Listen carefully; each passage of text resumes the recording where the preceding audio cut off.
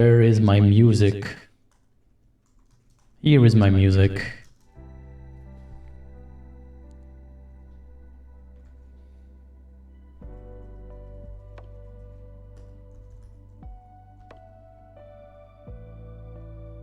Alright.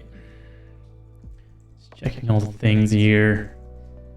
Checking and hacking all the things. See if the VPN's not fucking with my everything's.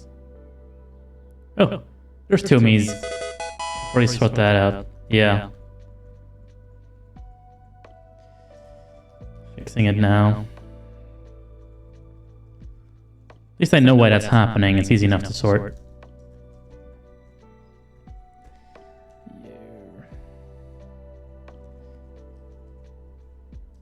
There. Only one me now, but I'm kind of quiet, aren't I? Oh, I probably just have my thing down. Hang on. Gotta make sure you have your thing up when you're checking stuff. That's important. Yeah, I'm coming at 3%. That would do it. All right. Yeah, turn this up. I have this new thing, NVIDIA Broadcast. It never worked on my old computer, but it's actually pretty good about killing the room sound on my voice on this. I actually like it quite a lot. It's nice. All right.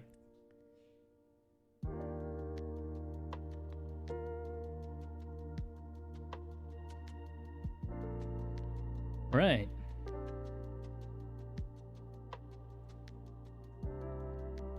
Yeah, music is a bit on the louder side, but it's not too bad. This is lo-fi music. We can make it work. So, try hack me today again. Why do I keep hating on try hack me? Because they're beginner people, and the way you have to use this as a blind person is very much non-beginner friendly. So I'm going to sort of give them a hard time until they sort some of this stuff out. Particularly because I've done some research, and a lot of the stumps that I've been bitching about is super easy to fix. If they literally stick like half an hour of time into fixing it, like in their stuff, it could have been fixed by now. I'm pretty sure. I'm going to double check if my Actually, no, it's too late for that now. Yeah, we'll sort it out as we go. I'm going to make sure that this gets archived this time. It didn't last time because I forgot to check a box and Twitch doesn't do it by default for some reason. I'm really quickly going to just make sure that that's not happening this time because that was a little embarrassing. I do want these things to get these things to be properly. Oh, that's cool. I can actually be in my own chat as a non-logged in user. Actually, did not mean to do that, but that's words. Fine. I do want to make sure these are archived so people can point to them or listen to them later or watch them later if they need to, which is important to do sometimes. So I'm just going to quickly check this. On the meantime, I can bring you up to speed of what's changed since last week. Basically,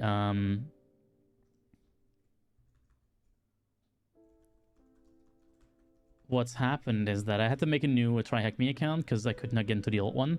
So I am IC null Twitch now. IC null _ Twitch. Here's the code. I'll stop echoing myself in just a minute here. Bear with me real quick. But yeah, that changed. So we have to do the room that we did last week again, but it's a lot faster now because the actual thingy works now. And by thingy, of course, I mean VPN. I can show how much easier it is once that's working. So actually, I'm kind of happy that it's actually working right, and we have to do this again. Like it sort of gives, like, for people who were here last week, I don't think it was that too many people, but for people who were here, we do have that thing now where you can see the sort of before and after the VPN actually works properly. I'm almost done with this, and I'm almost done with my preamble as well. I'm going to drop this link in the TryHackMe Discord server. There's a content creation channel there, and I'm gonna drop the stream in there, and let's see if any of the people show up, because I didn't see that last time when I did these videos. There was a cult following. People did look at them, so I'm actually kind of curious what's happening with Twitch streams now. But enable VOD Twitch. Let me just make sure that that's on. I turned it on last week. I just want to make sure it's actually on, because, you know, Twitch being Twitch.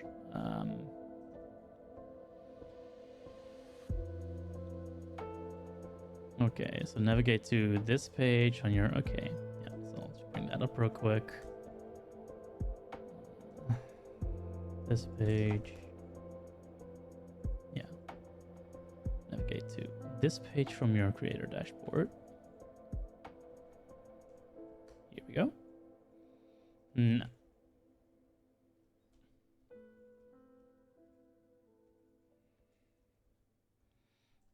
Oh, do I not get to see this? I have to actually click through it on the dashboard. That is a little lame. Pretty sure it's under settings and then stream. Yeah, VOD settings. Store pass breakfast is on. Okay, perfect. So we can be, we can breathe easy in the fact that we should have this stuff archived. Okay, I'm gonna drop that link real quick, and then after that we can start. So for people who weren't here last week, basically the points I made were that the login form, all the fields are essentially completely unlabeled, except for a placeholder, which is not okay enough for accessibility. That can mess with all sorts of things, including voice recognition software, various other things.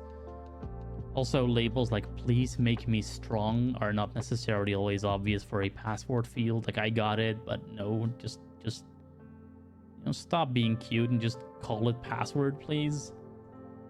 No, use tooltips for tooltips, not for names. Just scrolling to the right channel here for Try Hack Me. Put the little link in there. We're gonna do the junior penetration test path this week because unfortunately the pre-security, where most people will actually start, is pretty much undoable. Some of the rooms on that path work, but a lot of them don't, and you'd have to do all sorts of fancy cute mini games that you cannot do. So that is a crying shame. We cannot do those. I mean, we could, but I'd have to look at walkthroughs a lot, and it's not going to be a fun or interesting thing at all. Let me see. Is it THM Community Media? I think that's what it was. Let me look. I'm pretty sure that's what it was. Yeah, okay.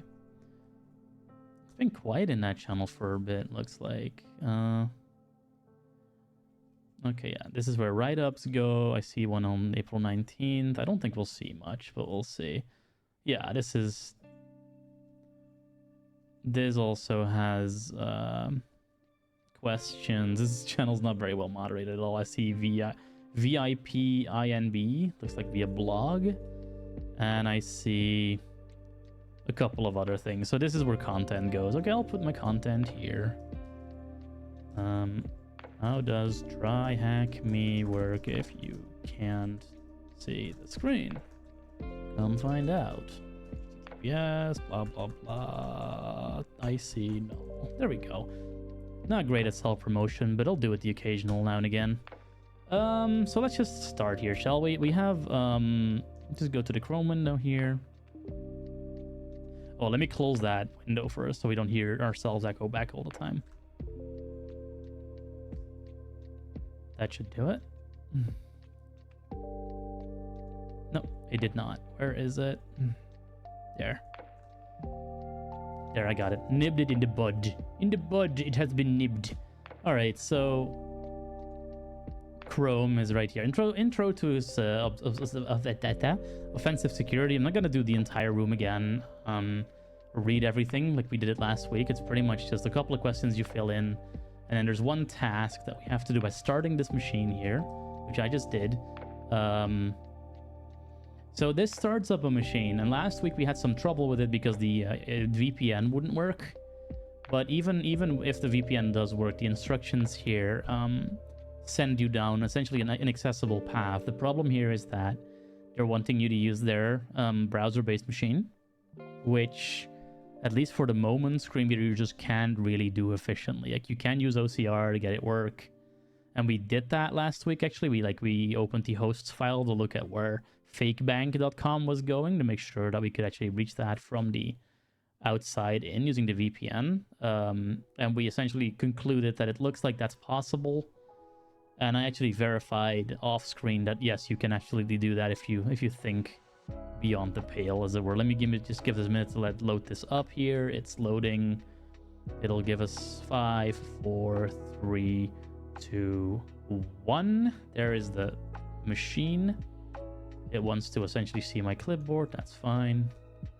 Excuse me. All right, so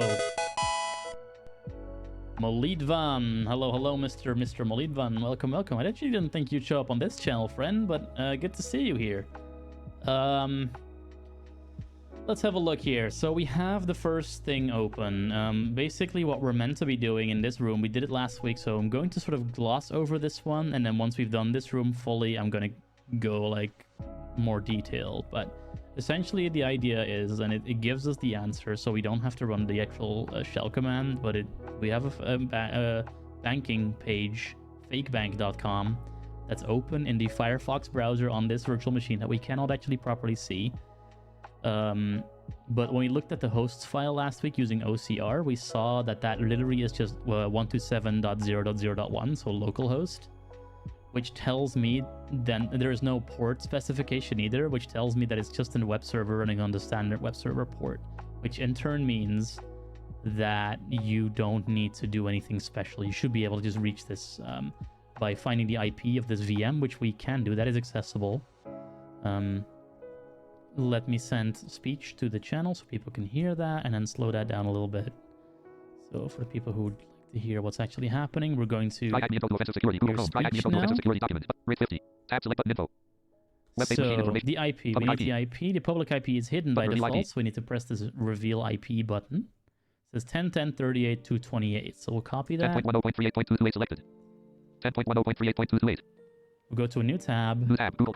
And now with a little bit of luck, if you put this into your web browser's address bar, you should be able to get the fake bank navigation landmark, the left submenu, link our products and services. Yeah, you can, because that is just running on this VM that's opened. Safe and secure. Internet banking. Heading level 4 SSD. Benjamin. So this is something you can do now. Basically, you cannot do this on the main page. Let me actually show that off. If I go to the field that you need to use in order to interact with the VPN here. Let me just with the virtual machine rather. Let me just go do that. Okay, so right now, all we see as a screen reader is a multi-line headed field. Like if I use arrow keys, the cursor is probably moving. I can probably even tab around, and it's probably moving the cursor. But screen readers do not have access to an embedded machine like this. You would need a screen reader on the remote end, on the remote machine, in order to have screen reader output here.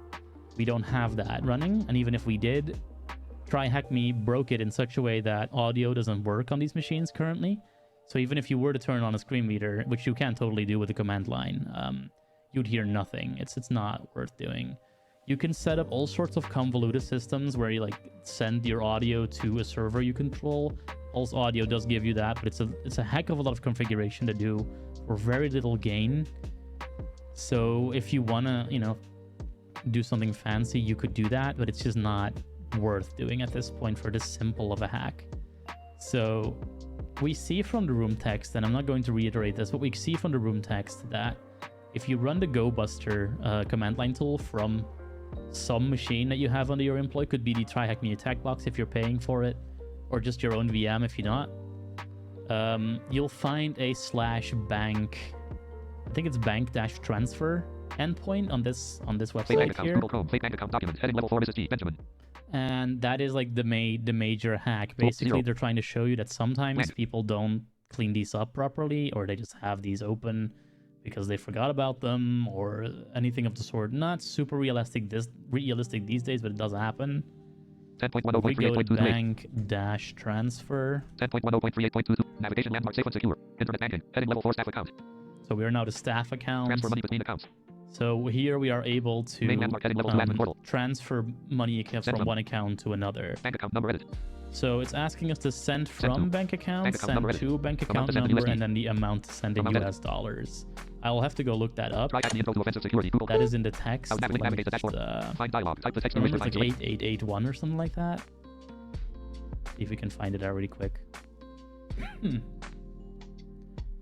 For people who are wondering, I'm quickly doing a essentially the equivalent of a Control F, but built into the screen reader. Okay, so basically, we will use a command line application called machine reader. Use the blue show split view button on the top left of this page. We will leave hidden directories and pages. GoBuster tries accessing the website with each of them. This page allows an attacker to steal money from any bank account, which is a critical risk for the bank. As an ethical hacker, who would, with permission, find vulnerabilities in their application and report them to the bank to fix before a hacker exploits them. Transfer $2,000 from the transfer $2,000 from the bank account 2276 to your account which is 8881. So we're going to do that. We're going to go to the other page, 2276. Bank account number edit. Main landmark. Okay, Send to. 2276, and Bank we're account number edit. sending to Bank account number edit. 8881. Amount to send in USD. Amount edit. Amount to send Amount is blank. $2,000, and we Button press send money. Button send. bank transfer document. Edit transfer money between account It main says landmark. you Setting have level 4 success. Transfer completed. Success. Transfer completed. You have successfully completed the transfer. Here are the details for Separator. reference. Speech mode on. Speech mode off. So it says transfer reference 123. Amount $2,000. Date of transfer 2024 0507. And then we press return to your account. And if we then scroll up, oh, it says we may need to refresh because I don't see what we're meant to be seeing. So let me refresh.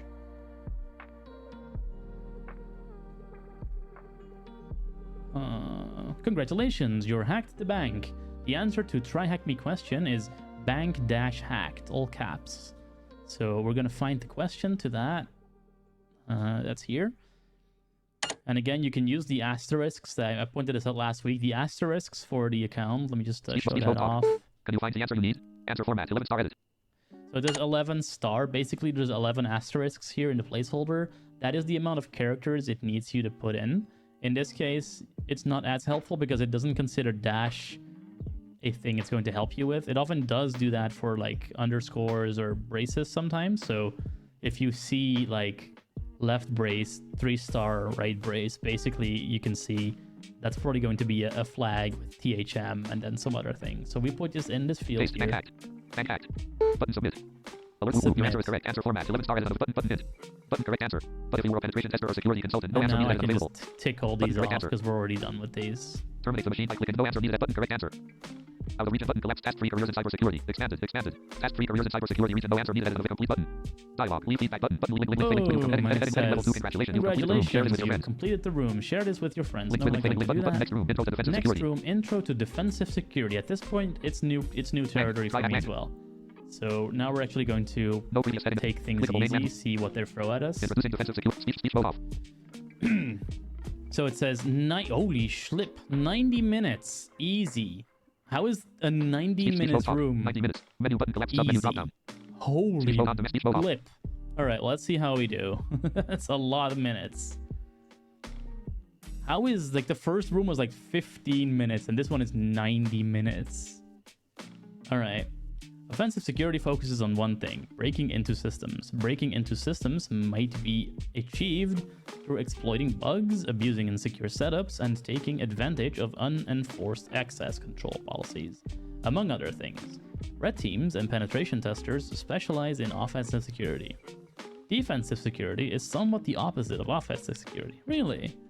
As it is concerned with two main tasks. One, preventing intrusions from occurring, and detecting intrusions when they occur and responding properly. Blue teams are part of the defensive security landscape. So you hear a lot of blue team, red team.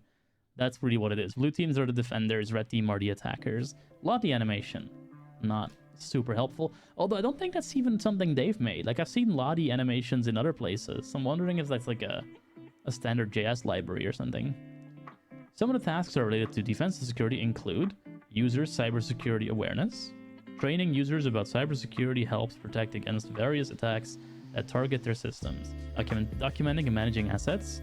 We need to know the types of systems and devices that we have to manage and protect properly. I can already see this room is going to be a massive info dump.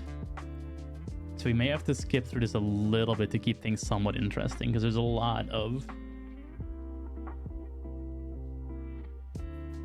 Oh yes, yeah, oh yeah. Updating and patching systems, ensuring that computers, servers, and network devices are correctly updated and patched against any known vulnerability, weakness. Setting up preventative security devices, firewall and intrusion prevention systems, IPS, are critical components of preventative security. Firewalls control what network traffic can go inside and what can leave the system or network. IPS blocks any network traffic that matches prevent rules and attack signatures. A lot of jargon just to say, firewall stops bad stuff.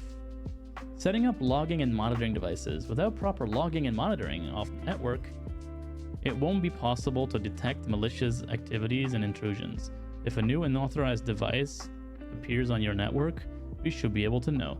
So I will say sifting through logs and a bunch of like data that comes in from different sources is a bit of a pain to do with a screenReader.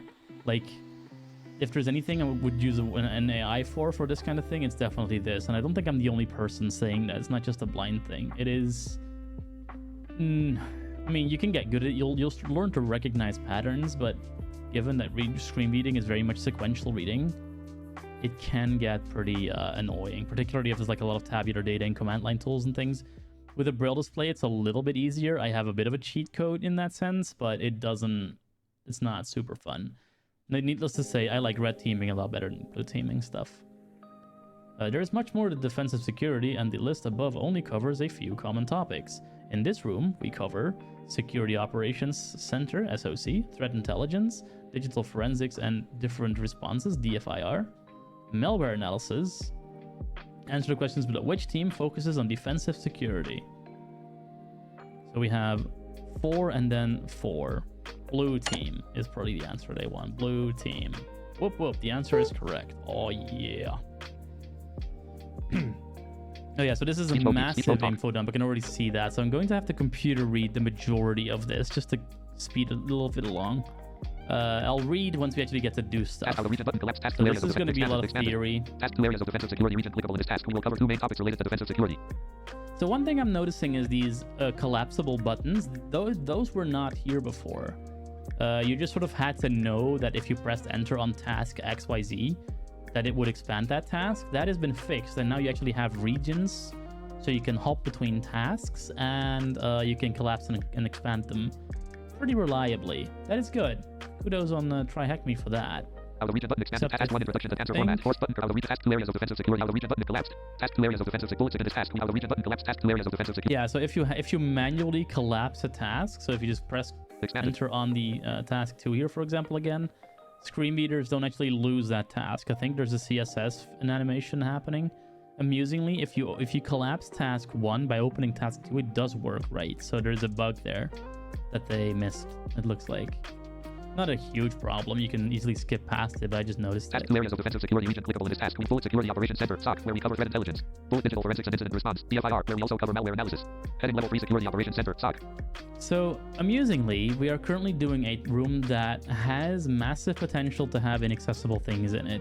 I know there's various tools in this particular discipline that are not accessible or not very accessible. Which may mean I need to rant. If we do get completely stuck, I may need to rant.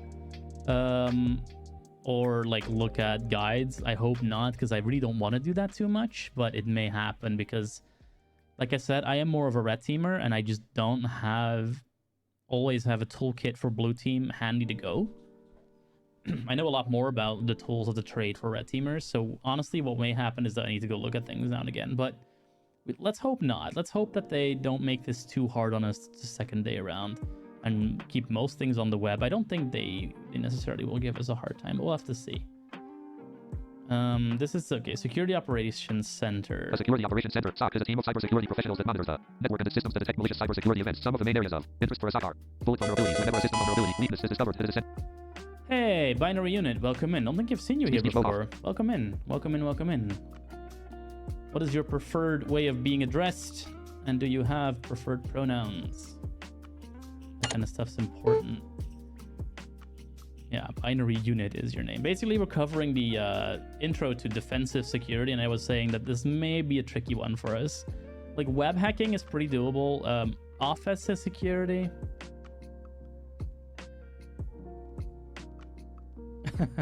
yeah, makes a lot of sense. Yeah. So, yeah, web hacking is pretty doable given the right tools. Offensive security is pretty doable given the right tools. Defensive security is definitely harder because the sheer amount of data you're working with, and particularly forensics, things like opening up, say, the memory of an Android phone or looking at malware, that stuff is harder. It is doable. You'll just be a lot slower at it, and you'll probably be using AI a bit more in like asking it for image descriptions. OCR will almost definitely be a must for some of it, because some of these apps really are not very accessible. I remember running into a couple with my Advent of Cyber series I did on the Blindly Coding YouTube channel back in December. We'll have to see what it gives us. Let's go through this. There's 90 minutes of room in this apparently, so let's just go. Otherwise, we'll never finish this thing. Speech mode talk. By bullet vulnerabilities. Whenever a system vulnerability weakness is discovered, it is essential to fix. By installing a proper update or patch, when a fix should be taken to prevent an attacker from exploiting it, although remediating vulnerabilities is of vital interest to a SOC, it is not necessarily assigned to them. To a SOC. So Security Operating Center is now a SOC. Well, create. Bullet policy violations. We can think of a security policy as a set of rules required for the protection of the network and systems. For example, it might be a policy violation if users start uploading confidential company data to an online storage service. Bullet unauthorized activity. Consider the case where a user's login name and pass the attacker uses them to log into the network. A SOC needs to detect such an event and block it as soon as possible before further damage is done. Bullet network intrusions. No matter how good your security is, there is always a chance for an intrusion. An intrusion can occur when a user clicks on a malicious link or when an exploits a public server. Either way, when an intrusion occurs, we must detect it as soon as possible to prevent further damage. Yeah, so basically what an SOC does is they keep track of all this stuff. Yeah. Logs are definitely tricky. What I can honestly say is really helps is I have a braille display, which means I can cheat a little bit. I can put my hand on part of the line and that way scan for like error or warning or anything that's like anomalous. You could also do that with grep. If you get really good with grep, sed, and awk, you can do that a lot faster as well. But it does need you to know what you're looking for. So it's one of those massive learning curve things where you learn grep invocations to get like only what you want, or like awk, set, and cut to just get certain columns. And from there on, it's pretty smooth feeling, but it's... yeah, it makes sense. I definitely have a little bit of an advantage there. It's helpful. Not always, though. Like, Braille often is forgotten. A lot of people don't support it. Security operations cover various tasks to ensure protection. One such task is threat intelligence. Blank. Heading level 4 threat intelligence. In this context, intelligence refers to information you gather about actual and potential enemies. A threat is any action that can disrupt or adversely affect the system. Threat intelligence aims to gather information to help the company better prepare against potential adversaries. The purpose would be to achieve a threat-informed defense. Different companies have different adversaries. Some adversaries might seek to steal customer data from a mobile operator. However, other adversaries are interested in halting the production of a petroleum refinery. Example adversaries include a nation-state cyber army working for political reasons and a ransomware group acting for financial purposes. Based on the company target, we can expect adversaries. Blank. Intelligence needs data. Data has to be collected. Blank. So yeah, this is essentially the CIA side of blue teaming. Basically, know thy enemy, and if you know your enemy, then you can win any war because you know what they're going to do next. These kinds of discussions very quickly sort of land in nation states and cyber armies, because that's really where you see this most often. But even like important, say like intellectual property, say Nokia or Nintendo, even they have to like worry about competitors trying to hack their stuff and like steal their things. So that's interesting. Intelligence needs data. Data has to be collected, processed, and analyzed. Data collection is done from local sources such as network logs and public sources such as forums. Processing of data aims to arrange them into a format suitable for analysis. The analysis phase seeks to find more information about the attackers and their motives. Moreover, it aims to create a list of Nokia still exists. Recommendations and actionable steps. Don't hate on my dated references. Learning about your adversaries' love. Result of threat intelligence. We identify the threat actor, adversary, predict their activity, and consequently we will be able to mitigate their attacks and prepare a response strategy. Heading level 3 digital forensics and incident response. DFIR. Yeah, so this is a whole entire... DFIR is when you start looking into malware and like images of hard drives that you've collected. All sorts of stuff. This section is about digital forensics and incident response. DFIR, and we will cover bullet digital forensics, bullet incident response, bullet malware analysis. Heading level 4 digital forensics. Forensics is the application of science to investigate crimes and establish facts. With the use spread of digital systems such as computers and smartphones, a new branch of forensics was born to investigate related crimes. Computer forensics, which later evolved into digital forensics. In defensive security, the focus of digital forensics shifts to analyzing evidence of an attack and its perpetrators in other areas such as intellectual property theft, cyber espionage, and possession of unauthorized content. Consequently, digital forensics will focus on different areas. So this is pretty cool, but unfortunately pretty hard to do. Basically, there is tools like... I forget what it's called now, something Imager, that lets you essentially rip a copy or like analyze a copy of an image, say a smartphone image or a hard drive image, which is basically a copy of an existing drive, so you don't mess with the existing evidence. And the tricky bit is that the app is completely inaccessible. However, there is a command line version that does pretty well. Basically, you can extract the files from an image and then just look at it that way. Obviously, you need to take further precautions to make sure you don't infect yourself with a virus or malware or something, but you can do it that way. Just takes a few extra steps. And, you need to know how that tool works. But yeah, it can be a little tricky.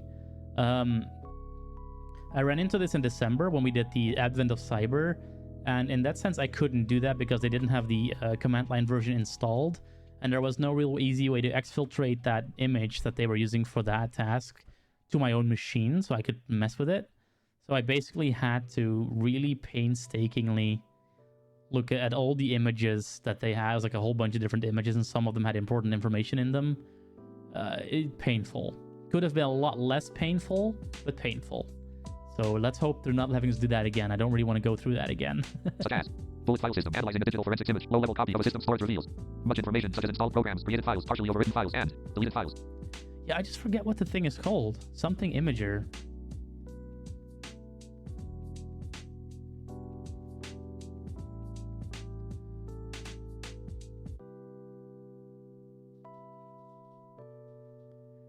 Go play. Yeah. Well, thank you for that, chat bot. That's really me. Bullet system memory. If the attacker is running their malicious program in memory without saving it to the disk, taking a forensic image, low-level copy of the system memory is the best way to analyze its contents and learn about the attack. Bullet system logs. Each client and server computer maintains different log files about what is happening. Log files provide plenty of information about what's happened on the system. Some traces will be left, even if the attacker tries to clear their traces. Oh dear, I think actually what we're going to do is look at a Windows machine in this one. It might actually be very annoying. Let's have a look. Bullet network logs. Logs of the network packets that have traversed the network will help answer more questions about whether an attack is occurring and what it entails. Heading level 4 incident response. An incident usually refers to a data breach or cyber attack. However, it's something less critical, such as a misconfiguration, an intrusion attempt, or a policy violation. Examples of a cyber attack include an attacker making our network or systems inaccessible, defacing, changing the public website, and data breach, stealing company data. How a cyber attack incident response specifies the methodology that should be followed to handle such a case. The aim is to reduce damage and recover in the shortest time possible. Ideally, you would develop a plan ready for incident response. Yeah, so this is all about things like deciding, how are we going to handle stuff's happened, bad shit happened, now what do we do? And that, depending on how large a company is, that can be anywhere from fixing the bug to, all the way down to negotiating with whoever is in your system. That's what we often see with things like ransomware, where essentially you have to pick your battles and decide, okay, are we going to give these people money, or are we going to not do that and have a huge problem on our hands? And then you're essentially relying on your backups and have to put everything back, if you even have those. Some people don't, and they are essentially completely. The 4 major phases of the incident response process are: 1. Preparation. This requires a team trained and ready to handle incident measures are for the 2. Detection and analysis. So The team has the necessary resources to detect any detection incident. and Assembly, containment, analysis, eradication, and what happened, containment, eradication, and recovery. from a notice to the system And spreading to the then 4. Post-incident activity. Post-incident activity, which is usually hardening, like post-mortem of how well the incident response went, what can we do better next time. It's a whole entire process. If you worked at a developer company, you've seen some of Heading level this. 4 malware analysis. Malware stands for malicious software. Software refers to programs, documents, and files that can save on the disk or send over the network. Malware includes many types, such as bullet virus is a piece of code. Part of a program spread from one bullet virus is a piece of code. Part of a program that attaches itself to a program. It is designed to spread from one computer to another. Moreover, it works by altering, overwriting, and deleting files once it infects a computer. The result ranges from the computer becoming slow and unusable. Bullet Trojan forces a program that shows one desirable function but hides a malicious function underneath. For example, a victim might download a video player from a shady website that gives the attacker complete control over their system. Bullet ransomware is a malicious program that encrypts the user's files. Encryption makes the files unreadable without knowing the encryption password. The attacker offers the user the encryption password if the user is willing to pay a ransom. Blank.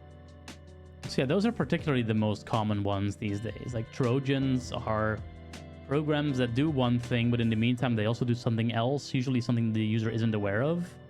And you see this a lot in things like Microsoft Word files that also like download some kind of malware, or like it says here, a video player, or some cracked application that really is also adding your computer to a botnet, or it's a ransomware thing, or it's harder to do that these days with all like the stuff.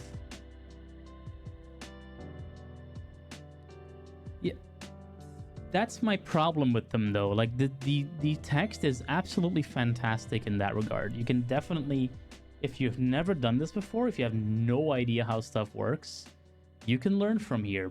But then you need to do so many like Apex level hacks to sometimes get like an accessible version of the task they have you do, that it's so like incongruent. It's basically like, we are beginner friendly, but if you're not like an Apex Predator hacker already, then you cannot do the super simple task that you can easily do if you can just look at the screen for like 2 minutes. And that always makes me sad. Like, this could be so much better, and there's not even that many things they need to change to make it a lot better. They just haven't. And this is why I keep hating on, well, I wouldn't even say hating on them. I like TryHackMe a lot, and I want them to succeed. That's why I keep bothering and bullying them.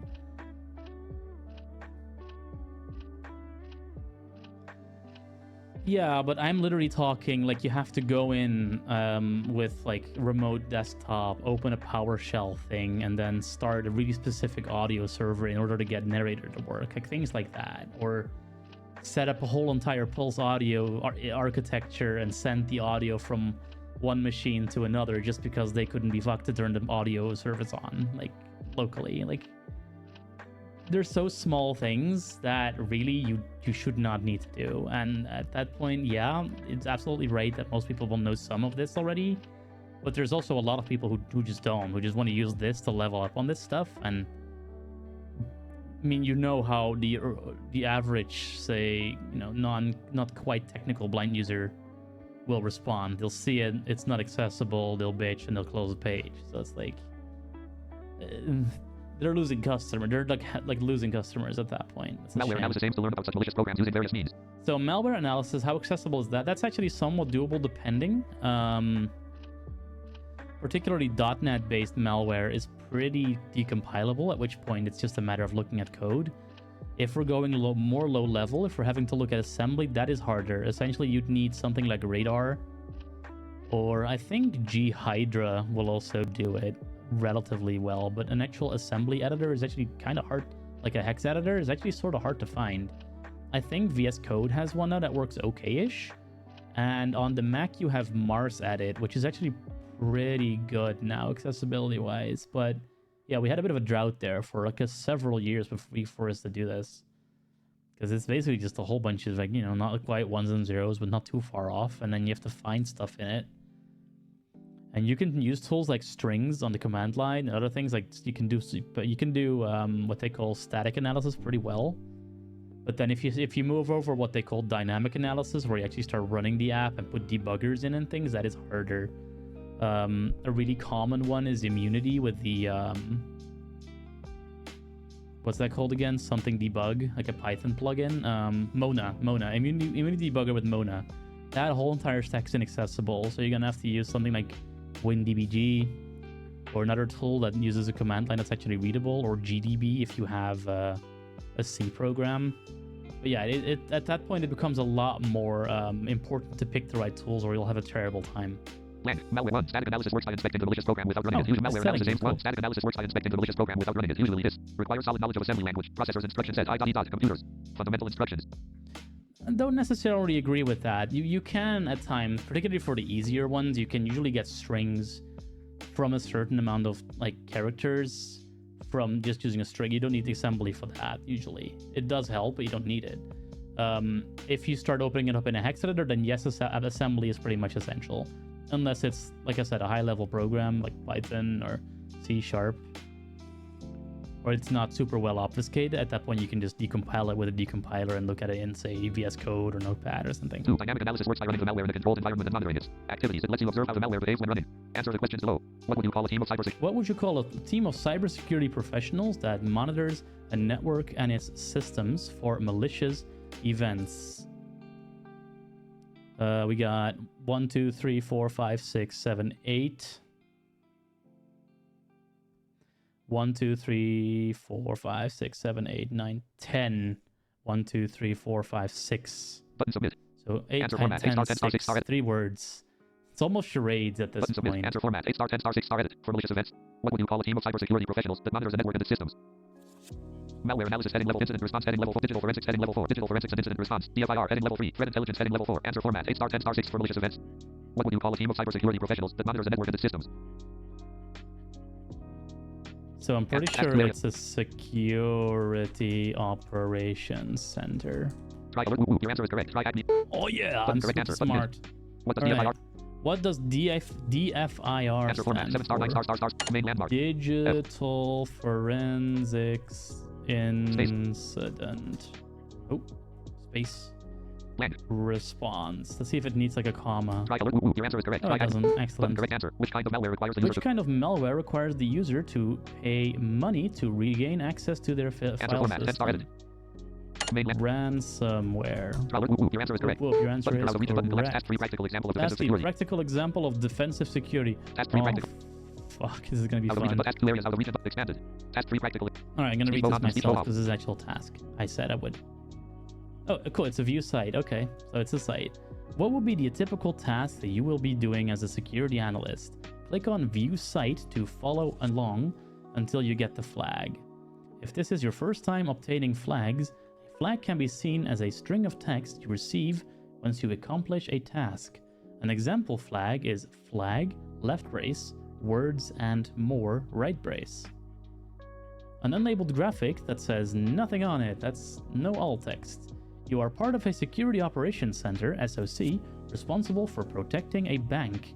This bank's SOC uses a Security Information and Event Management System, SIEM. An SIEM gathers security-related information and events from various sources and presents them via one system. For instance, you would be notified if there is a failed login attempt or a login attempt from an unexpected geographic location. Moreover, with the advent of machine learning, an SIEM might detect unusual behavior such as a user logging in at 3 a.m. when he usually logs in only during work hours.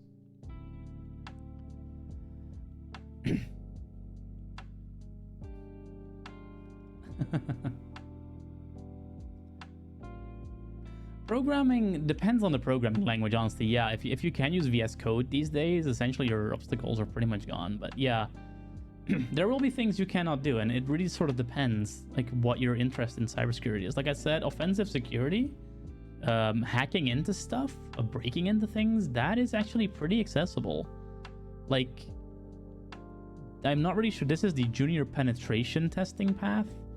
So I'm not super sure why they figured a 90-minute room about defensive security was necessary, but it is good to be aware of these kinds of things, at least. It is definitely true that the blue team is definitely the land of graphics and graphs and diagrams and heat maps and things like that. So in that sense, if I were to recommend a security field, that would not be this one. I would say security engineer is pretty doable as a blind screenreader user. You can be like an operational specialist. You can be a red teamer, a penetration tester, a bug bounty hunter. But a blue teamer, like defensive, harder. Like you'd really need to set up like your own very own sort of chain of tools. Yeah, that is not all that surprising. Honestly, we used to have the complete beginner path. I think that's gone now. At least they're not advertising it anymore. And that was honestly a pretty good introduction. I'm not sure why they got rid of that, because it was pretty good. But now they have the pre-security path, which is where like complete beginners would start. That's inaccessible. Pretty much like half of the rooms don't work because it's mini-gamed with the mouse. And then this one, the junior penetration tester path, I think they labeled it as intermediate. But I think it is a pretty good start point to just get started. Like the first one, pretty simple. You know, you open a website, you do a little go buster on the command line. You see there's a fake like bank transfer page. I wonder what's on that page. And you sort of develop that hacker mindset of just poke at things, try things. And you could even argue like sort of a trial by fire approach where everything is inaccessible and you have to work your own way around it. Develops those skills, but also it can be a bit of a trial by fire, honestly. In this exercise, we will interact with a SIEM to monitor the different events on our network and systems in real time. Some of the events are typical and harmless. Others might require further investigation from us. Find the event flagged in red. Take note of it and click on it for further inspection. So this right here, did you really just have to make that color only? Like, there are colorblind people in the universe that like to do this kind of stuff. Did you have to just make it red? Obviously, I haven't seen the website yet. There may actually be more indicators. And worst case, we can ask our AI companion if which one is labeled in red. So this is not an unovercomable problem, but why? Why do I always have to point the most simple things out? No, don't just label things in red. Next, we want to learn more about the suspicious activity or event. A suspicious event might have been triggered by an event. So, what? This line. The suspicious event might have been triggered by an event. Oh, really? I thought it was triggered by a rhinoceros. Anyway, such as a local user, a local computer, or a remote IP address. Something tells me that's a typo. To send and receive postal mail, you need a physical address. Similarly, you need an IP address to send and receive data over the internet. An IP address is a logical address that allows you to communicate over the internet. We inspect the cause of the trigger to confirm whether the event is indeed malicious. At this point, I'm going to open this website because I'm curious to what degree we can see the problem. I know we have this whole walkthrough, so worst case, we may not even need to find this whole entire event in red thing, but I want to see what this is. Okay, so there's a little pop-up at the very bottom. We are not told about it. That says, open into... Oh, that's the wrong thing. This half of the screen is for your lesson exercises used within tasks. 1 of 1 done. Okay, I'll close that out. I just closed that out.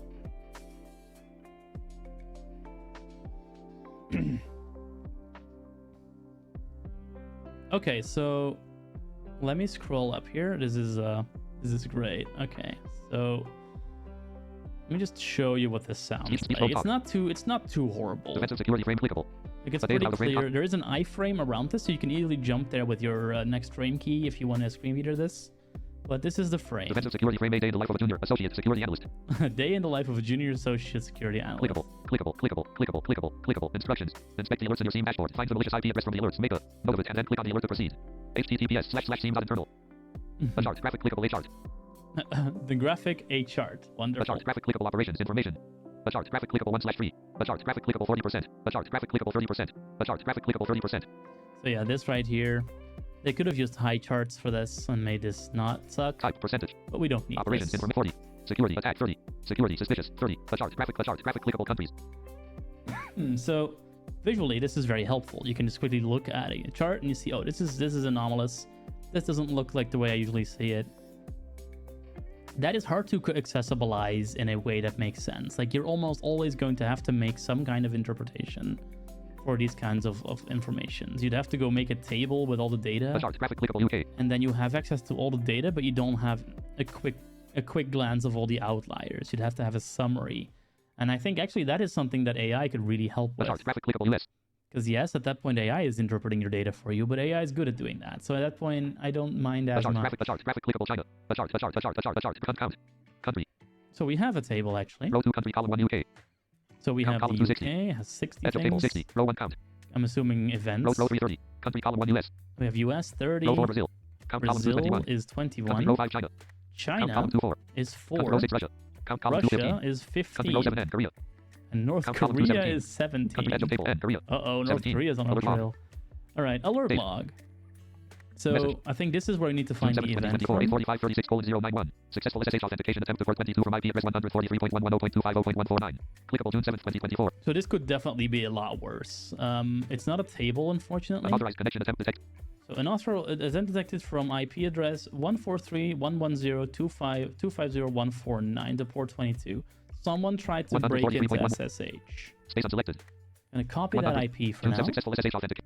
That successful one was 143.110.250.149. That is a different IP. Clickable June 7th, 2020. So I guess they're Unauthorized supposed to connection. be here, but that IP starting in... Oh no, that's actually the same one. June successful SSH authentication attempt to port 22 from IP address 143. Unauthorized connection attempt detected from IP address 143.110. June 7th. So what can we see from this? This looks interesting. This person either forgot their password for a moment, or this is a break-in. User John Doe logged in successful. User John Doe logged in successfully. Event ID 4424. June 7th, 20 Multiple failed login attempts from John Doe. June 7th, 20 logon failure. Specified accounts. Logon failure. Specified account's password has expired. Mode full is active. Out of frame button tab selected. Okay. Button 73M. Clickable button exit. So this looks interesting. Basically, it looks like someone tried to Defensive get logon. in June user. with an old password, but then actually June 7th, managed 2024. 6 clickable unauthorized it. So connection attempt detected from IP address 143.110.250.149 to port 22. I guess we click this attempt. Okay, so you can see that you can actually press this. Check by IP address. Heading left unlabeled graphic text. https:// whether it's there are web clickable. Click instructions. There are websites on the internet that allow you to check the reputation of an IP instructions. Okay, so There are instructions. There are websites on the internet that allow you to check the reputation of an IP address to see whether it's malicious or suspicious. IPscanner.thm. Not an obviously not a real website. So now we're Heading going to level take 2 that IP we IPscanner.thm. found. Check by IP address. Put Blank. that in this Enter IP field address edit here button. Submit. and see what Submit that button. does. Enter IP address edit blank. Paste 9 blank. Did we pick out the right one? There really was only one IP to find, so I'm pretty sure we got the right one. Mode full is act out of frame. Defend. Enter IP address edit 143. Submit button. Try add me info to defend. You can there are many open source data instructions. Clickable. A data allow the frame content to defend. Clickable. Instruction there are many. You can use to record now to HT heading level 2 IP scanner.thm. Okay, so I'm deliberately not going to look at the thing yet. Okay, it says 143.110.254.0.149 was found by our database. Confidence of the IP being malicious is 100% malicious. ISP, China Mobile Communications Corporation. Domain name, China Mobile Ltd.thm. Country, China. City, Zhengzhang, Jiangsu. I don't know if those were the right tones because I don't have opinion here, but this looks bad. Like China's trying to get into our stuff. Bad China. Bad. Let's see what it says here. Politically somewhat aged poorly, but okay. That's a different problem. So basically, it gives us more instructions, sort of guides us through this exercise here. And it says there are many open source databases out there like Abuse IPDB and Cisco Talos Intelligence. Uh-oh, I'm gonna get censored. Where you can perform a reputation and location check for the IP address. Most security analysts use these tools to aid them with alert investigations. You can also make the internet safer by reporting the malicious IPs, for example on Abuse IPDB. Now that we know the IP is malicious, we need to escalate it to a staff member next. Okay. We shouldn't worry too much if it was a failed authentication attempt, but you probably noticed the successful authentication attempt from the malicious IP address. I did see that. Let's declare a small incident event and escalate it. There is some great staff working at the company, but you wouldn't want to escalate this to the wrong person who is not in charge of your team or department. Choose to whom you would like to escalate this event. We can send it to Dominic Nash, sales executive. Yeah, that sounds like a great idea. Nadia Watson, security consultant. Carolyn Stone, information security architect. Or Will Griffins, SOC team lead. We are an analyst, and this is team lead Will Griffin. I'm assuming we need to pick this one. Oh, I almost picked the wrong one. Let's see what it says. Choose. You got the permissions to block the malicious IP address, and now you can proceed and implement the block rule. Block the malicious IP address on the firewall and find out what message they left for you. Okay. Speech mode heading level 2 HTTP. So now we are at firewall.internal. Heading level 2 firewall block list. Firewall block list. Date. IP address. July 2nd, 2021. 3101.34.37.231. June 30th, 2212. June 23rd, 203rd. Edit button block IP address. So we got a couple of ones here. So Mode really full just an edit field that you can put edit. Something in. I didn't bother to give it a label. It's these small things. I know this is a proof of concept. I know it's just a training page, but really, it takes 2 seconds. Just put a stupid label on this stupid thing. I know, I guess to be fair, if it's meant to be like a simulation of real life, I guess they're indicating that tools usually aren't accessible, which not entirely inaccurate, but really guys, come on. I shouldn't have to point this out in 2022. Anyway, we paste this IP in here, 143.110.255.0.149. Block IP address button. And we say block IP Try adding info to address. defensive security. You block the malicious blank. Challenge clickable. Click challenge complete. Challenge complete. Blank. You block the malicious IP address. Block the malicious IP address. THM thread blocked is the flag. We're going to copy that to our little clipboard THM here. mode full is active. Out of frame button exits with you. And we did it. We're done with this defensive one. button 82 button open. Clickable link navigate. So now Main landmark clickable task 1 introduction to defensive security region and button correct answer. Answer format button correct answer. Task 2 answer format 7 star 9 stars answer format. we can actually Button finish correct region task 3 practical would be a followable scene as flag words and more dot labeled. URSOC uses as a confirm with the no geographic location. Moreover, with the advent of machine learning, a scene behavior such as a user login. Okay, I didn't read all this. In this exercise, we will interact with a scene system that has been triggered by an event such as a local user and receive data over the internet. An IP address is a logical address that allows over the malicious we IP read address. this bit. Answer the questions below. Answer the questions below. What is the flag that you obtained by following along? Answer format. Star. Try. Face right blank. capitals THM, left brace, threat, dash, blocked, all caps, right brace. Button submit. Submit. Dialog. Leave feedback button. Button leave. Heading level 2. Congratulations. Congratulations. Share it with your You friends. completed the room. Threat. You've completed the room. Share it with your friends. I don't have friends. Link Twitter. Link Facebook. And definitely not on Link Twitter. LinkedIn. Button leave feedback. Button next room. Careers in cyber. Next room. What's the next room? Careers in cyber. Oh god, this is just Button next room. pure Careers. theory, isn't it? Also, did we take 90 Try minutes at doing 9:54 this? PM. No, we took like 40. Interesting. We're too fast for this place. All right, so Clickable main landmark. Careers in cyber. Heading level 1. Learn about the different careers in cybersecurity. okay, honestly, I'm gonna quickly speed through this because this is really just an info dump. I don't think we actually have tasks in this, and really my streams are meant to show off actual doing things.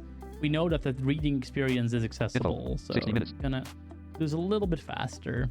Basically, 60 minutes. Menu button. Collapse submenu. This is a bit shorter than the previous one, and the previous one was pretty short, so we should be able to blaze through this pretty Button quickly. save room. Button photo. Button menu. Button room progress. Clickable button expanded. Task 1 and task 1 introduction region. Clickable graphic body animation. Cybersecurity careers are becoming more in demand and offer link high salary. Speech mode I'll on. read Speech the mode off. intro myself. Cybersecurity careers are becoming more in demand and offered high salaries. There are many different jobs within the security industry, from offensive pen testing, hacking machines, and reporting on vulnerabilities, to defensive security, defending against and investigating cyber attacks. Why get a career in cyber? High pay. Of course, they put that first.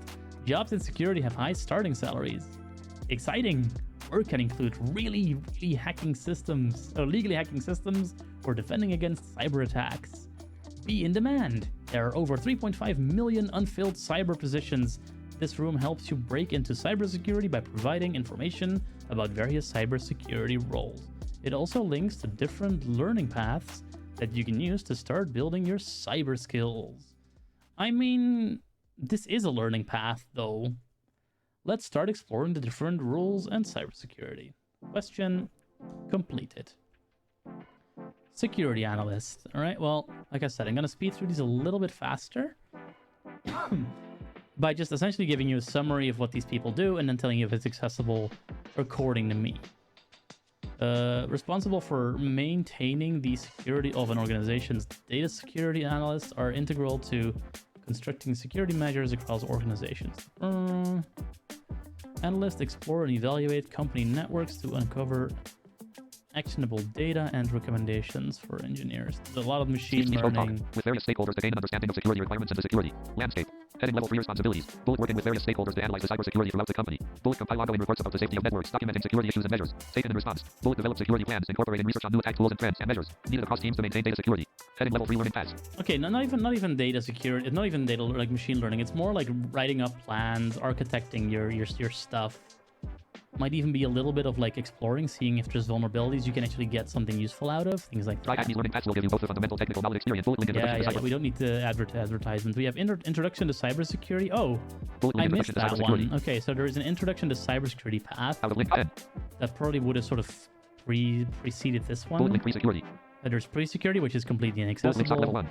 SOC level 1 I haven't tried, but it's a very high thing on blue teaming. Answer the questions below. Read about what a security analyst does. No answer needs button complete. Out of region Yep, task 2. finish Alert this. move. Your answer is out of region button collapse task 3 security engineer. That's pretty security Expanded. engineer. That's like a coder who fixes bugs. Task 3 security engineer region clickable design. Monitor and maintain security controls, networks, and systems to help prevent cyber attacks. Security engineers develop and implement security solutions using threats and vulnerability data. Often sourced from members of the security workforce. Security engineers work across circumventing the breadth of attacks, including web application attacks, network threats, and evolving trends and tactics. The ultimate goal is to retain and adopt security measures to mitigate the risk of attack.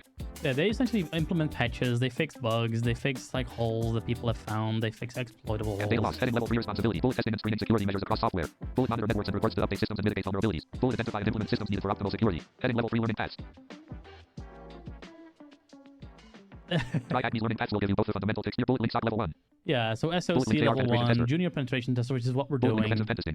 Offensive pen testing could be an interesting one. I might do that one after this one. What does help with these security paths is sometimes they have like rooms in common. So if you do like one room on one path and then you could do another path, it's already completed. So you really only get new content. So that in that sense, you can just pretty much do whatever path you like. And they all sort of have a beginning and an end. So if you do one and you like decide to do another one later, you might essentially, the way college credit works, you might have already gotten a couple of rooms in there. Answer the questions below. Read about no answer button complete. Yep, I read it. Alert move. Out of region button collapse task 4 incident responder. Incident responder. That's Expanded. essentially what we just did.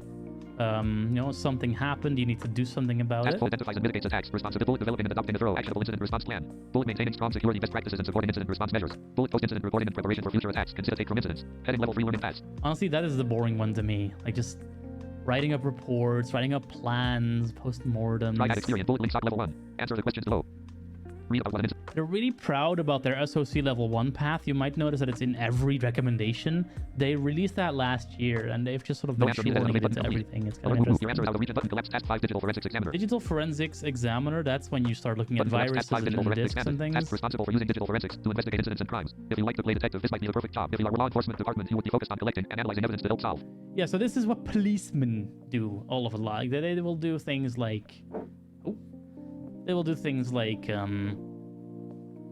If like there is an arrest and computers are seized, the people in this category will like look at the hard drive, see if they can get any like juicy proof or evidence from them, and then make sure that's all properly filed away. Hello, I see null bot. Crimes under defending a Thank you for telling me that I've been going for an hour. such as policy violation. Heading level 3 responsibility. Bullet collect digital evidence while observing legal procedures. Yeah, Bullet collect digital evidence, analyze case. digital evidence, Bullet document your findings and report on the case. document your the questions findings. below. This could be really fun, although it is not always very doable. Read about what a digital forensics examiner does. Pretty accessible if you get a good tool chain going. If you can get the data off of things in an accessible manner, which you can do provided you have the right tools, this is pretty doable. Particularly if you know your way around various operating systems, you'll know where to look. If you don't have a way to do that, this is going to be very painful. No answer needed. Button complete. You might need Alert. some preparation, but it's definitely answer doable provided you know what you're Button doing. correct answer. Out of region. Button collapse task 6 malware analyst. Malware analyst. Expanded. We've been over that. We know Task what 6 that malware is. analyst region. Bullet carry out static analysis of malicious programs, which entails reverse engineering. Bullet conduct dynamic analysis of malware samples by observing their activities in a controlled environment. This can actually be really fun if this is sort of the way your brain works, like looking into code, into really low level code to see what it's doing and how it's like hiding itself. This can be really fun puzzle solving and detective work, but it is a lot. It is definitely a skill set that you have to learn painstakingly if this is not how your brain works. Bullet document and report all of A lot of math, a lot of binary, a lot of hexadecimal stuff. Answer the questions to read about what a malware analyst does. No app button complete. Alert. Woo, woo. Your answer is correct. How to reach a button collapse task 7 penetration tester. Expanded. Task 7 penetration. This is the one I like. Responsible for testing technology products for security loopholes. You may see penetration testing referred to as pen testing and ethical hacking. No penetration. Tester's top role is to test the security of the systems and software within a company. This is achieved through attempts to uncover flaws and vulnerabilities through systemized hacking. Penetration testers exploit these vulnerabilities to evaluate the risk in each instance. The company can then take these insights to rectify issues to prevent a real-world cyber attack. So funnily enough, this is actually very similar to accessibility testing. Basically, you go try to break the system. You go try to exploit vulnerabilities. So you first do a whole entire bunch of scanning, figure out what you might be able to follow up on. And then you systematically go try all those loopholes. Essentially, you look through a building, see what doors you figure might be open, and then once you figure that out, you go rattle all the doorknobs, see if you can get anything open. And then once you've done that, you can figure out, okay, provided this door is now open, can I get anything useful out of this? Can I, with this access, can I get admin access, or can I get data that's really important or serious and should not be like publicly available? And then you write up a big report, and then you get a grade from Professor Snape, and then everyone's happy. No answer needed as unavailable. Button complete. Alert. Woo, woo. Your answer is correct. Out of region. Button collapse task 8 red teamer. Then we have red teamer. That's even more sort of Task 8 red teamer adversarial. plays the role of an adversary, attacking an organization and providing feedback from an enemy's perspective. Red teamers share similarities to penetration testers with a more targeted job role. Penetration testers look to uncover many vulnerabilities across systems to keep cyber defense in good standing, whilst red teamers are enacted to test the company's detection and response capabilities. This job role requires imitating cyber criminals' actions, emulating malicious attacks, retaining access, and avoiding detection. Red team assessments can run for up to a month, typically by a team external to the company. They are often best suited to organizations with mature security programs in place. Heading level 3 responsibilities. So yeah, where penetration testing is like a sort of not quite a first response, but more like a formalized, hey, is everything working? A red teamer is really just it's almost like an authorized burglary. Like, I'm going to try to break in, and you're going to tell me what I'm allowed to do, what I'm not allowed to do, and within those parameters, I'm going to try to break everything and see if I can figure out, like, if I can break in, if I can retain access, so if I can stay in the system. And once you've done all that, basically, you write up a report. It's similar to penetration testing, but it's a bit more criminal point of view targeted. No answer almost. needed as It's available. kind of Button an complete. interesting distinction. Hello, They also, your answer is a lot of times they get used How to read the button through collapse task 9. like, interchangeably sometimes. expanded. Quiz! Task 9 quiz. This room has provided you with a general overview of the different. Don't forget, find out which cybersecurity role suits you best. Try or click the view site button on the right. Don't forget that you can link leverage online training to land your dream job and try clicking Yeah, answer the okay, questions blah, below. blah, blah, blah, blah. Answer Complete the the career questions quiz and share your below. chosen job.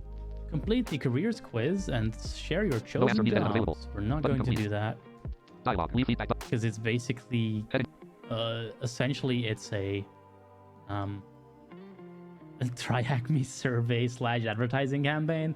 They'll tell you this path is great for you, and yeah, I don't care. I know that I want to either do like pen testing or red teaming, Well, so we don't really need Button to next room, pen continue testing on with fundamentals. this. The next room is pen testing fundamentals. button close. Okay, Button next room. Pen testing. so let's see if this is a bit more practical, Try hack me shall we? No next heading. No previous heading at level 1. Click 0 progress 0%. Progress bar 0%. Speech mode off. Okay, I kind of want to see something real quick. Give me a minute here.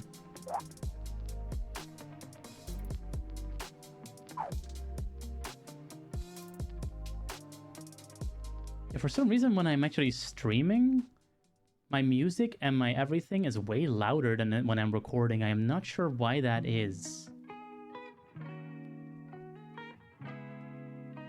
Wait, how the hell is what's it? There's no way I have 21 viewers. That doesn't make any sense. I have 4. That makes more sense. Okay. Also, like a sort of a side step here.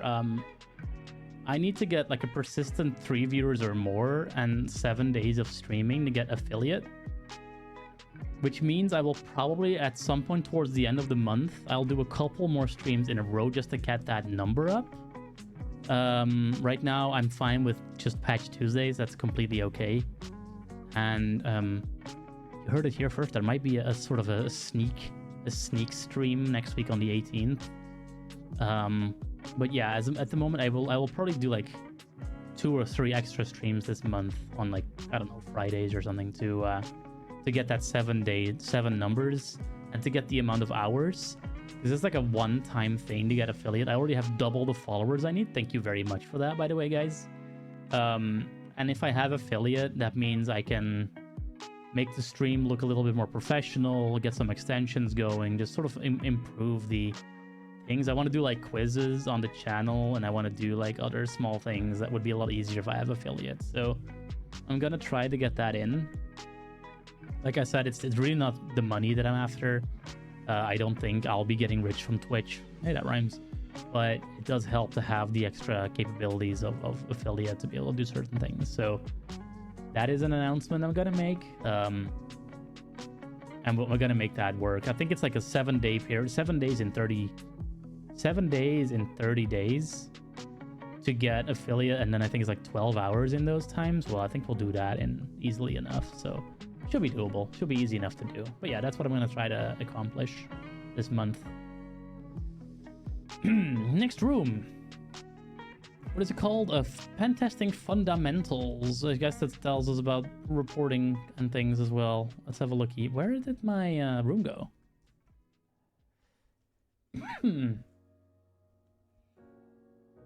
No chart data to display. What am I looking at? What is this? Refresh? Am I looking at the wrong thing? No, this looks right. Hang on. Speech banner landmark menu button collapse submenu toggle ladder drop down. Button 1 days menu main tab selected chart tab scoreboard tab writeups. No chart data to display. Content info landmark copyright try link follow us on link follow us link join link follow link follow link follow link follow us button 74M. Mode full is active. I'm literally only seeing. Click link graphic link navigate to dashboard page menu button collapse submenu toggle drop down for learn menu button link search menu button collapse submenu open notifications link go premium button 1 days menu button collapse submenu main landmark room progress 0% progress tab selected chart tab scoreboard tab writeups. No chart data to display. Oh, I want. Is this a non-free room? Is that it? Speech mode off. Are they credits stopping me right now? Is that what this is? Do I have to like actually get a subscription to this? That is dumb. Let me do that real quick then. Obviously in a different window because I don't need you guys to see my credit card data. I'll do it real quick. That's dumb. I did not know that was gonna happen so fast. Fine, it's not that expensive, but yeah. Did not expect that. My computer is apparently pretty warm. Just quickly getting a subscription here. I hope it'll just let me do this without having to grab my phone, because I do have it with me. It's fine, actually. It's completely okay.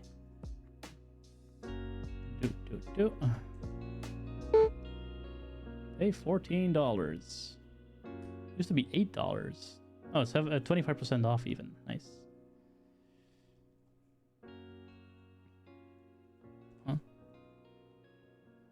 Did it work? Okay, no, my app. It needs my app. Okay, let me quickly use my app to confirm this. Silly thing. I'm very surprised that it doesn't even tell you, hey, this room is not free. It just literally throws you an empty. Uh-oh. My phone is not charged. But I have a cable right here.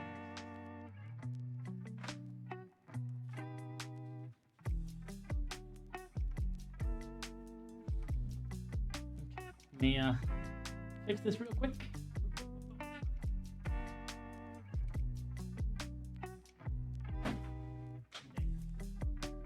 Don't you hate it when you put your keyboard, your computer chair on a cable, chat? Raw chat? Chat, brah? I'm thirsty.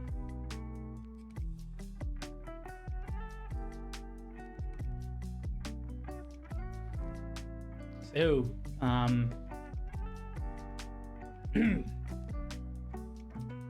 been doing a lot of hacking actually this week. Not even hacking as in breaking into things, but just a lot of code writing for things. I made a game accessible that's actually kind of hacking related that I'll probably show off at some point. I've been helping with the Hades 2 efforts. That's being worked on, and that's actually getting somewhere pretty quick, so that's probably gonna feature soon on the Zersiax channel. I'm trying to get my phone to work so I can get this this thing done real quick. Can I do this with PayPal? That would make this go a lot faster. Is that possible? Can I do that? Probably not.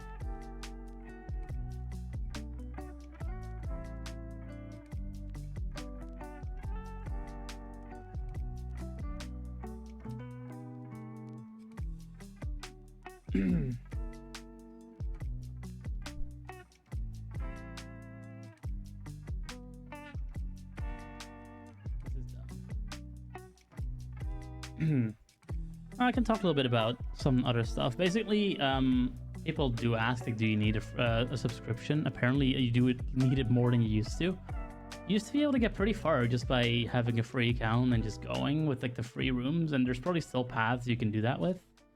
Pretty sure the intro to security path will be free, or at least up to a point. But really, the only thing I can think of this page not working is because I am not a paying member. I think that's what it is. Because yeah, I literally just have this thing. There's not even a room. Stop, unless it's hang on, is it saying it in a way I can't read? Let's go CR this. Speech Trycom.com/IOIO 1110H. Dashboard. Learn. Devices and data complete. 00 other. Bullet. A. Company premium penetration tester Pentis is genetically driven attempt to test and analyze the security defenses to protect these assets and pieces of information. A penetration test. Left click. The same tool. A penetration test company premium. A penetration tester Pentis the same according to Security Magazine. A cybersecurity answer the questions below. Read me. No answer needed. Task 2. Task 3. Task 2. No answer needed. Wait, what? Button The text is right there. I just can't button. see it. What the hell? Open intercom message toolbar. View site strike 7 content and follow us on follow up join follow up manage submit button. Answer format star 16. View site button. Submit button. Answer submit button. Answer submit button.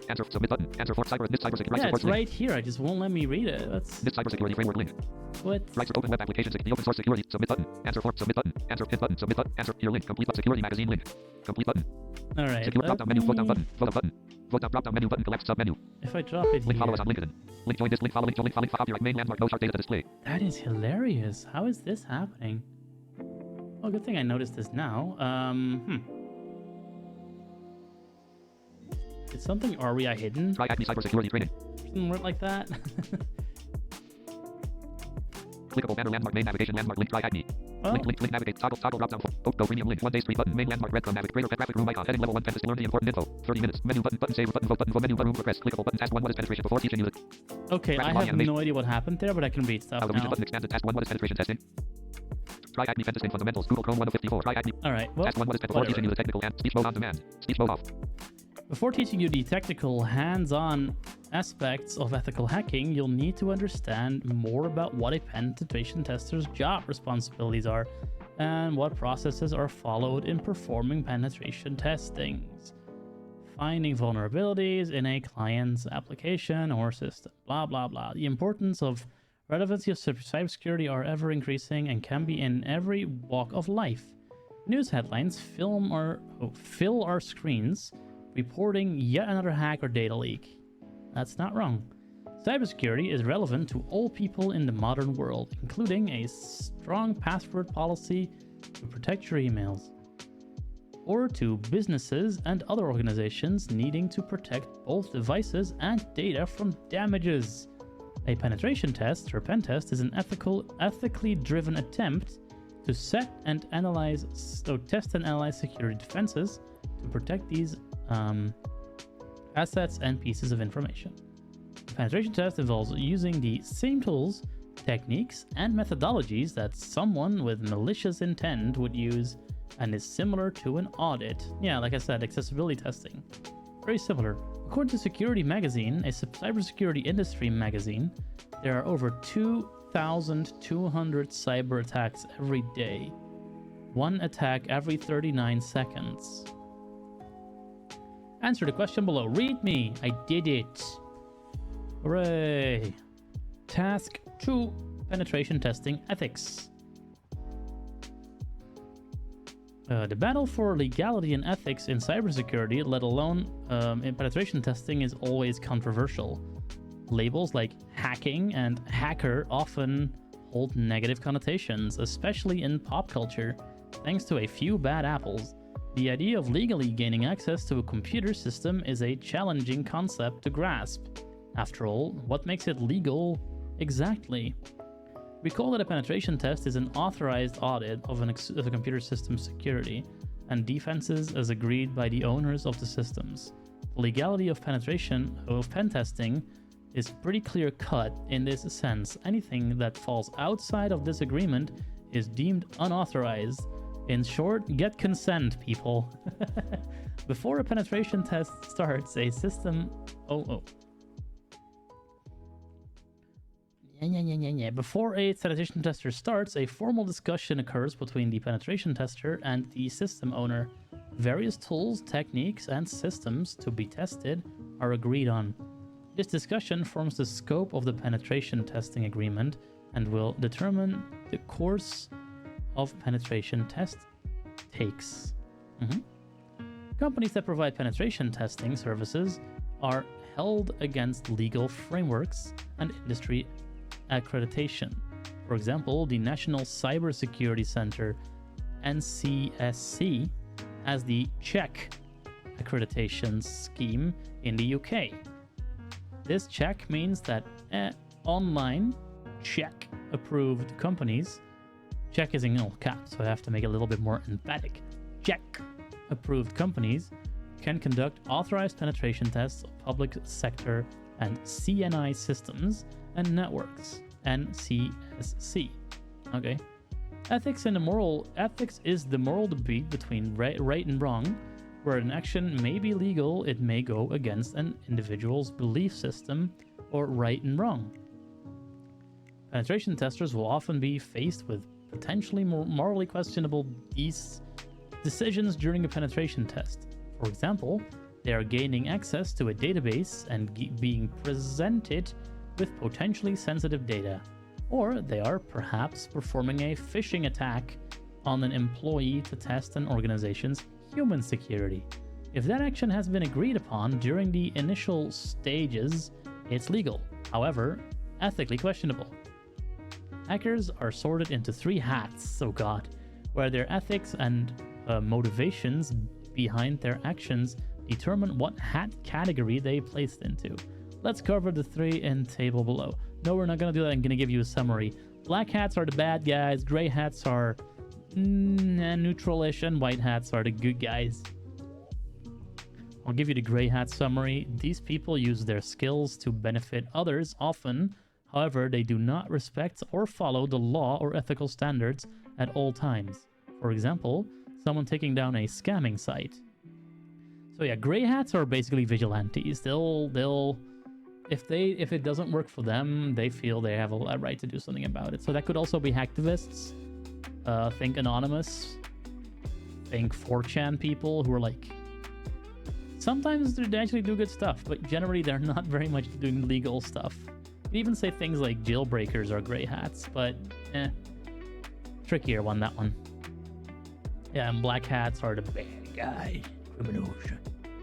Ransomware authors, blah blah blah. Okay.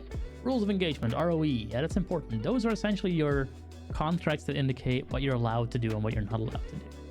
ROE is a document that is created at the initial stages. Yeah, that's the thing we just discussed. Speech of this document. Section. Description. Permission. This section of the document gives explicit permission for the engagement to be carried out. This permission is essential to legally protect individuals and organizations for the activities they carry out. Test scope. This section of the document will annotate specific targets to which the engagement should apply. For example, the penetration test may only apply to certain servers or applications, but not the entire network. Rules. The rules section will define exactly the techniques that are permitted during the engagement. For example, the rules may specifically state that techniques such as phishing attacks are prohibited, but MITM, command in the middle attacks are okay. Answer the questions below.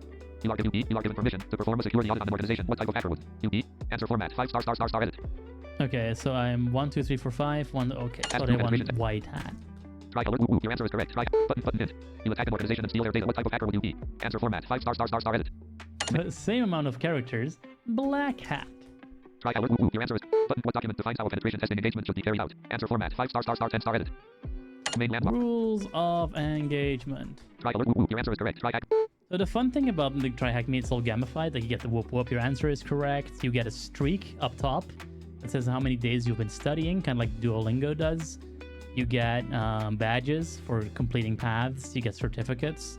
So not only is it a fun place to learn, it's also just a fun thing to do. Like if you just want to get a couple badges in, it's not very accessible sometimes, which meh.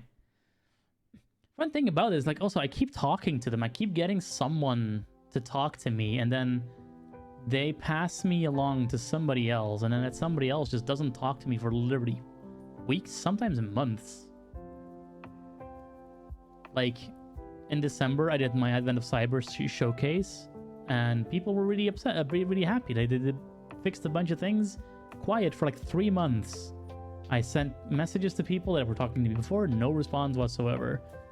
Then I poked someone on LinkedIn, and I got a response. I actually even got someone to come on a Zoom call with me, and now it's quiet again. Sent them an email a week or two back, no response. Last week, I talked to my initial contact that gave me 1 response, and they said they were going to have an engineer contact me about something I asked about. Needless to say, quiet ever since. So it's almost like they keep trying, and then someone pulls the plug. Is there like some really bad godfather up top that keeps saying, no? Effects off. Is that what we're doing? Is someone just like Atlassianing this, where like the way up top people just don't think this is important? I don't know. I keep wondering, but I just can't wrap my head around it.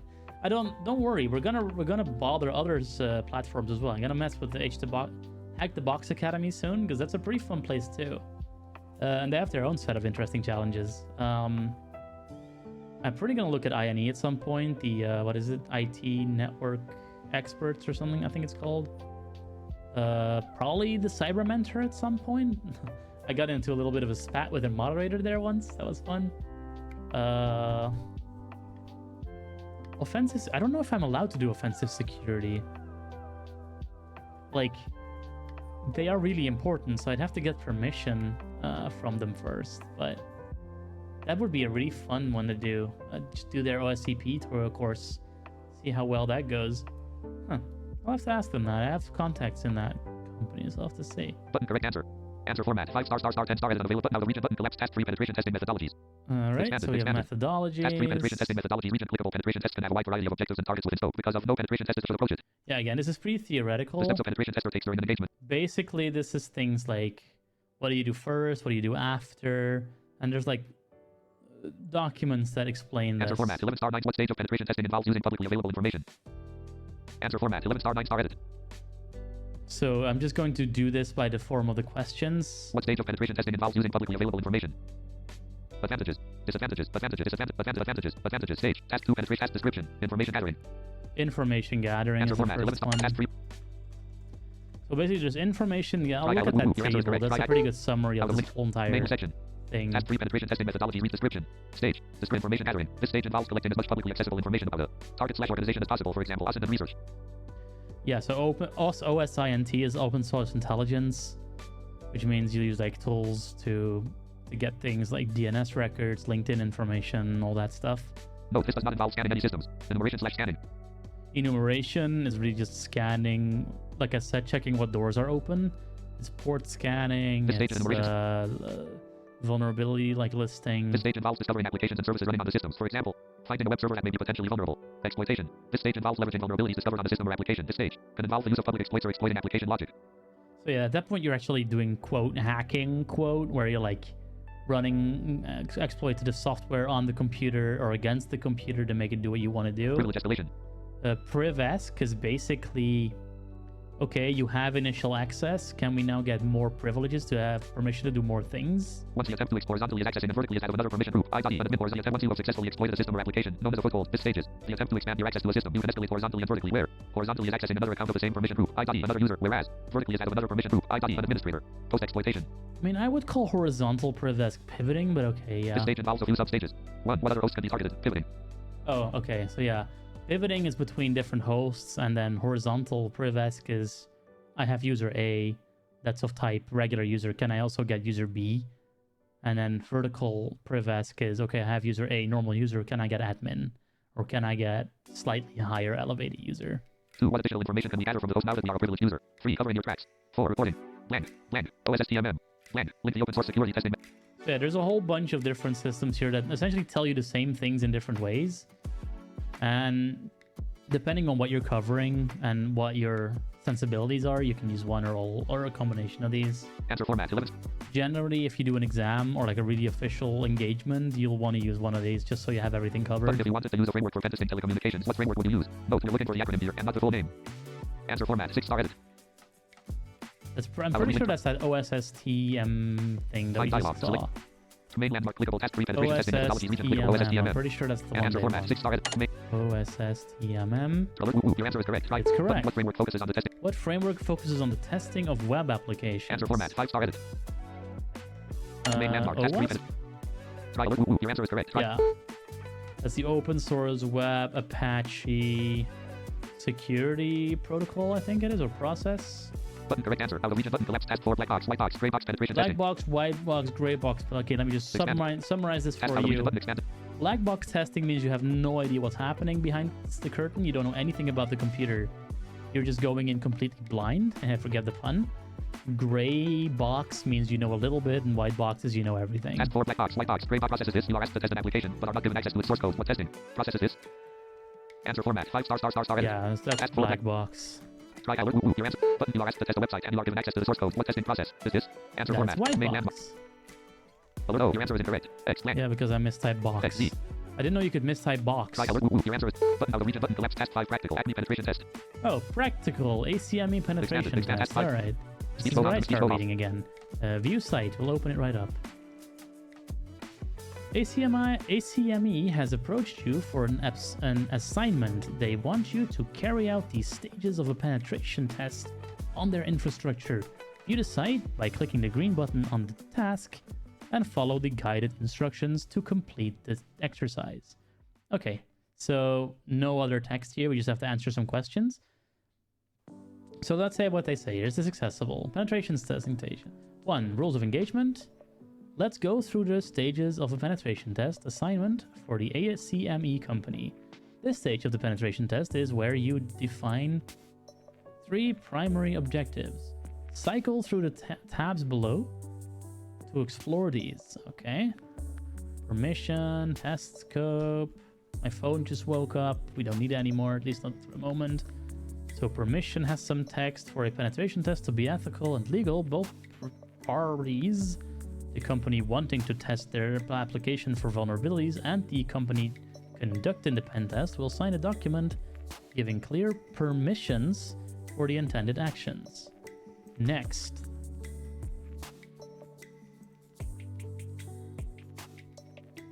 Oh, okay, so we don't even have to read all that. Okay, so now information gathering. The information gathering step is often undervalued. This stage involves using publicly accessible channels to collect intel on your target. Sorry. Abby, who has a public profile on LinkedIn, advertises that she works for ACME and even includes her email in the bio, which is a possible way we can target her work laptop and thus the company. Okay. We don't... Oh, okay, we do get a profile. Abby Feltwood, administrator at ACME company. The email address is a.feltwood@acme.co.uk. You can probably tell just how much they focused on the UK, that these guys are in the UK. For the rest, we can't really see much on this profile. There is a LinkedIn-esque where it says 500 plus connections, but we don't have an actual profile for the rest. We just have that email, which I copied to my clipboard because it might be useful later. So, step 3, enumeration and scanning. The goal of this stage is to get a complete picture of our target. A penetration tester will try to identify user accounts, machines onto the network shares, applications, etc. Information gathered from stage 2 and the engagement scope document will help in enumerating your target. The enumeration phase is very important as your findings are used to exploit your target systems. Stage 4. Let's pretend Abby from stage 2 made a post on LinkedIn sharing a blog post she wrote about ACME. From this post, you find ACME's web server's IP is 96.3751151. Try scanning it. Okay, let me first write this email address down. And then we'll copy this IP address. Now, when it says try scanning it, it's probably going to give us a little form that scans things. Yeah, so right here, there's a little scan target thing. We don't get to use actual tools yet. That'll probably come up next time. A lot of this is still very beginner friendly. Honestly, I think that's okay. So far, we have their own stuff that they've made, and most of it is accessible, so I'm not complaining too hard yet. So, what do we got? User... Okay, so we see a little simulation of a Linux shell where it says user at THM, $, and then scan 96375015. I look like I did that wrong. Starting vulnerability scan error. You've specified the wrong IP address. Yeah, I did. Pretty sure I'm missing a 1. Scan target. Let's try it again.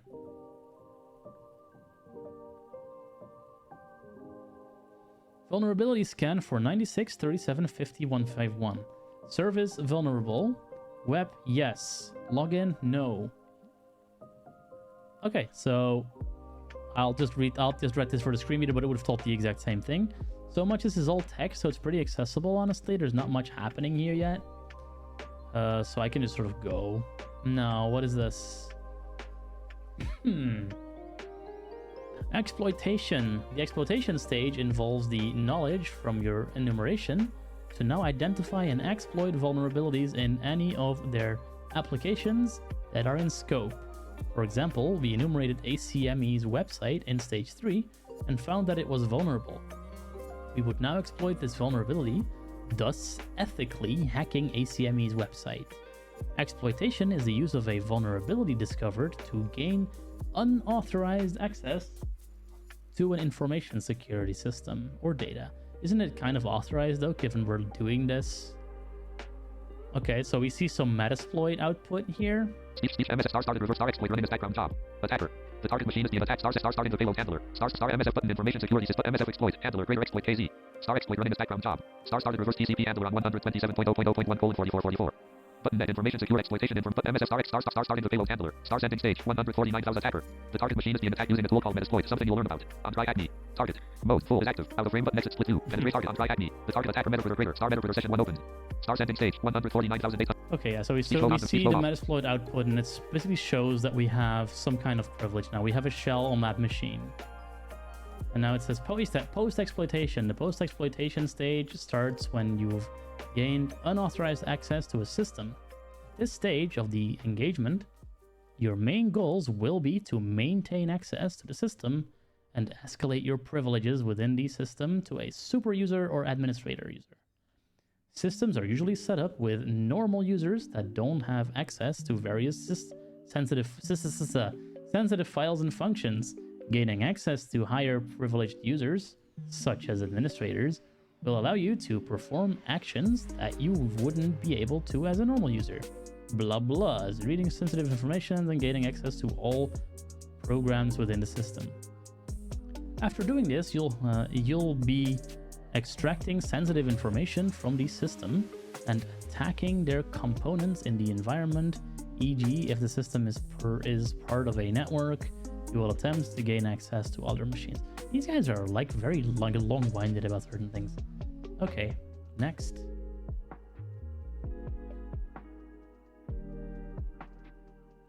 Okay, so now we have the last thing, pen test report and cleaning up. The stage usually occurs at the end of a penetration test. As a penetration tester, you will have to explain the results of your engagement to the client.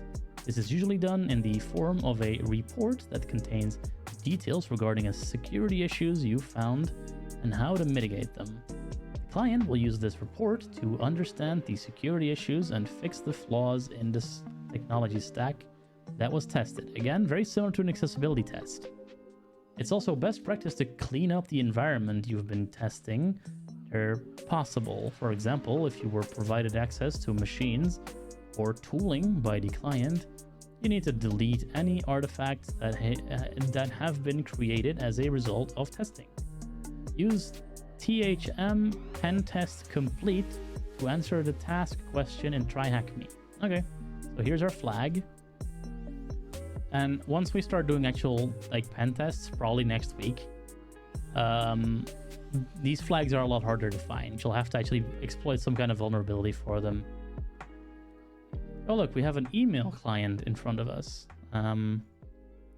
Speech mode talk. Holiday for red research inbox. This is very code 7. Research for red holiday private. Drafts. Sent. Trash. Messages. Acne. Your pentest report. Friday 1608. Pennsylvania. Cybersecurity training. Web 1332. Fred Box. Pentest engaged mod 11 of viewing. Your pentest report. From Acne. Separator. Thank you for sending over your report. I still can't believe you managed to find several critical vulnerabilities in our application.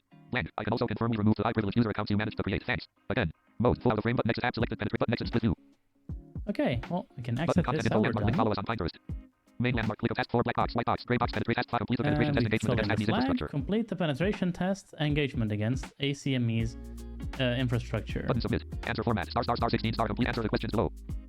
It doesn't even ask for the flag, but yeah, you fill in the flag in this field. Space. Submit button. Dialog. Leave feedback button. And we're done with the room. Speech mode. Let's see, how long have we been going? Almost 1.5 hours. Let's do one more room. See if we can do one more room and then we'll call it for the day. Let's see. Next room, principles of security. Another theory one. Let's see.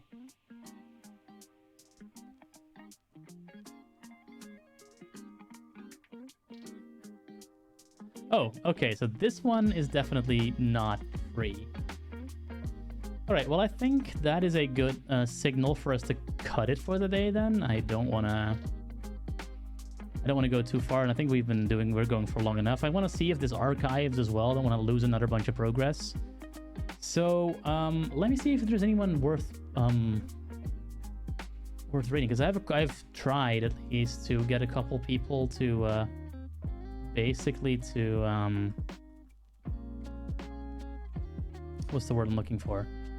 Followed a few people that do similar content on this particular account. So I'm hoping that we can. Oh, we got a badge. We've awarded the first 4 badge. Okay, so because we did the first 4 rooms, we got the first 4 badge. How nice. Let's see if anyone's awake that's currently doing this kind of stuff. Doesn't look like. Oh, you you completed your second room. Want to unlock more content? They're very spammy on their spam, aren't they? All these emails. You can't see this, I'm aware. That's why I'm reading it out loud. Stop it. Let's see. Anyone that we can bother? Let's actually go look at Twitch. Like, there is a hacking tag on Twitch. Let's see if anyone's awake that's currently doing this. Top hacking Twitch. See, we're doing awesome. We're doing open source intelligence right here. Let's see. I think I did this wrong. I think I typed the wrong stuff. Oh. Yeah, no, let's go to Google here, and that's fine. Best hacking streams Twitch. If you Google that, you're gonna find a page. A hacker on TV. I love that name. Oh, Hacker 1 TV, rather. 5 most authoritative streams in cybersec. No, I just want that. Huh.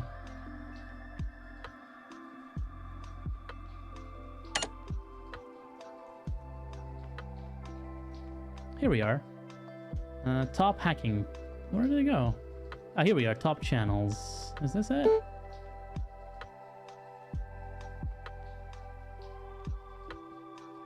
Let's see. Live channels. Anyone? Okay, hacking. Let's see who's awake currently. Anyone that we're not following yet? I see that FLRE is doing stuff. They're doing challenges. Twitter? No.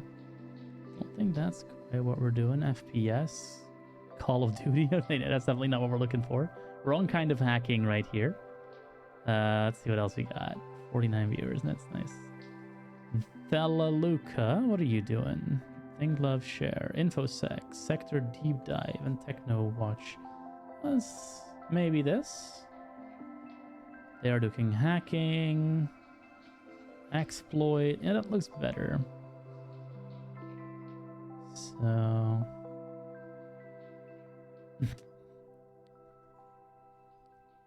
yeah, okay. I like this for who we're gonna rate. So we're gonna rate this person. I don't know who they are at all, but we're gonna rate them. I'm gonna see if they're nice. Maybe they're not nice. Maybe they are. We'll see. Raid. Am I even allowed to raid as a non-affiliate? I think I am. Should be allowed to.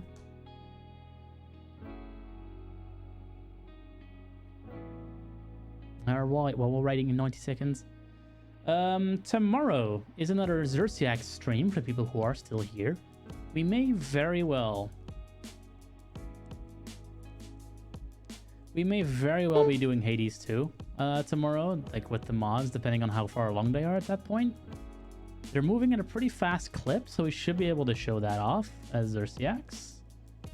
Not sure what we're doing on Saturday yet. We'll have to see. But yeah, that's what I'm thinking we could do now. So I'm gonna go and look at their channel. Please don't go offline before I get to raid you. Let's see how that goes. I'll go to their channel here. Here they are. Yep. Oh, they're French. Look at that. They are French. They are speaking a very French words. I don't understand at all. But yeah, they're definitely doing a bunch of hacking and exploiting things, so very theme proper. And yeah, this has been fun. I'll be back again with this channel next week on Tuesday, and we'll do more of the security path. But yeah, that sounds like a fun idea. For people who want to go the gaming route, I'll see you tomorrow, and for others, I'll see you next week. Have a great day, and I'll see you next time. Bye.